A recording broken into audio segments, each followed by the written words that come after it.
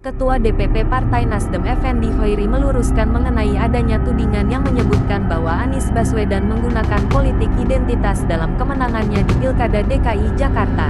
Kelompok-kelompok yang menggunakan agama sebagai tools atau alat ya untuk memperjuangkan kepentingannya juga masih masif gerakannya.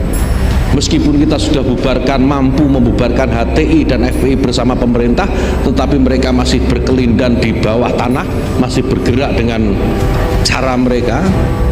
Nah, ini pekerjaan-pekerjaan semua nih. Ini juga tolong dipikirkan. Ini lakukan politik-politik gagasan, politik-politik ide, tapi jangan masuk ke politik sara, politisasi agama, politik identitas. Jangan. Sangat berbahaya bagi negara sebesar kita Indonesia yang sangat beragam. Gerakan karena akhirnya Jakarta bisa pulih dari sakit hati yang mendalam akibat terpilihnya Anies sebagai gubernur lewat kendaraan politik identitas. Untung saja pemerintah pusat masih peduli pada situasi itu, sehingga biang kerok yang mengatasnamakan agama akhirnya dipenjarakan untuk memutus mata rantai kebencian yang sudah hampir mengakar. Identitas sesuatu realitas yang tidak boleh mempolitisasi itu ya, tapi melihat sebagai satu realitas itu ada. Sekarang bagaimana demokrasi bisa bertumbuh di beragamnya identitas di bangsa yang plural. Ini kan konotasi negatif cenderung ke Anies Baswedan yang maksudnya terkait politik. Siapa bilang konotasi negatif dari siapa? Maksudnya terkait politik. Nah itu persepsi kamu, itu persepsi kamu. Tidak ada konotasi itu. Yang ada adalah bagaimana kita menjaga agar Indonesia yang negara plural ini jangan sampai terjadi lagi-lagi ya mempolitisasi identitas masyarakat. Bisa dibangun di atas dasar toleransi multi etnis. Bung Karno menegaskan Indonesia adalah semua milik semua, tidak hanya milik Muslim semata-mata, tidak hanya milik Jawa semata-mata. Jadi kita harus merujuk secara historis siapa sebenarnya yang memproduksi atau menggoreng-goreng politik identitas ini. Pengakuan dari politikus Nasdem yang dulu PKB yaitu Effendi Hoiri yang mengatakan bahwa yang memulai politik identitas itu bukan Anies tetapi Ahok. Seolah-olah yang tidak rela politik identitas itu berakhir itu adalah justru penyerang Anies ya. Orang-orang yang sekarang mendukung istana. Aneh kan jadinya kan? Kelompok-kelompok yang menggunakan agama sebagai tools atau alat ya untuk memperjuangkan kepentingannya juga masih masif gerakannya.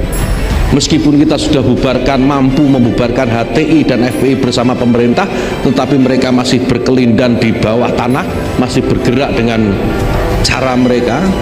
Ketika bicara politik identitas itu selalu merujuk pada Islam. Jadi seolah-olah Islamofobia.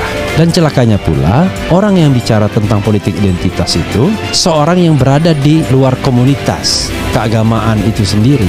Makanya kalau saya mengatakan kita tidak boleh di dalam pergaulan sehari-hari menyentuh keyakinan orang lain. Ketua DPP Partai Nasdem Effendi Hoiri meluruskan mengenai adanya tudingan yang menyebutkan bahwa Anies Baswedan menggunakan politik identitas dalam kemenangannya di Pilkada DKI Jakarta.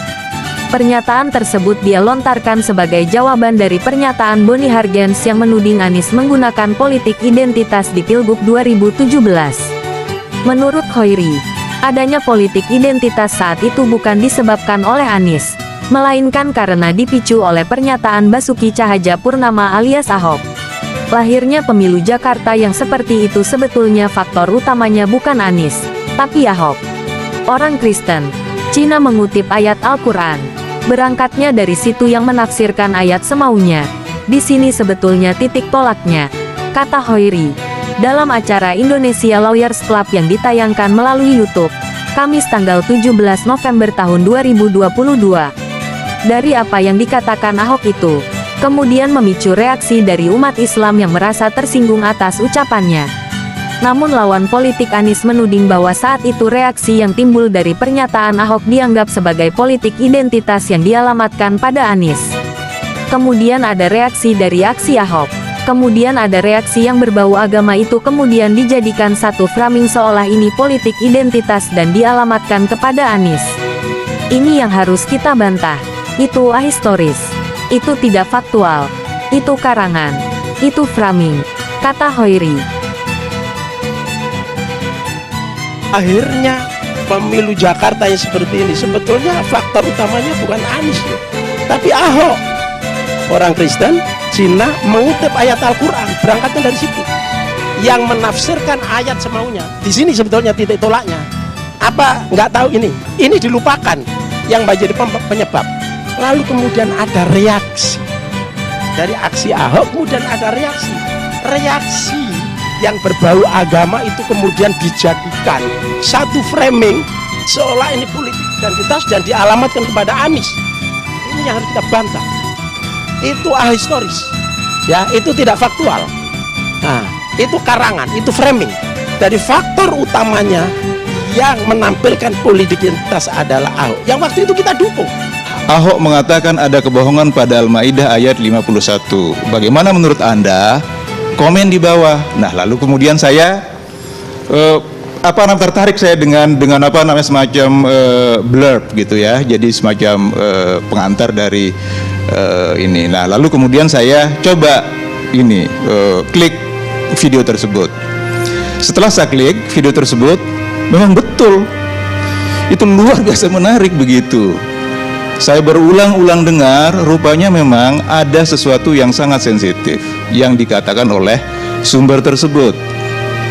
Dan yang mengatakannya adalah seorang pejabat publik.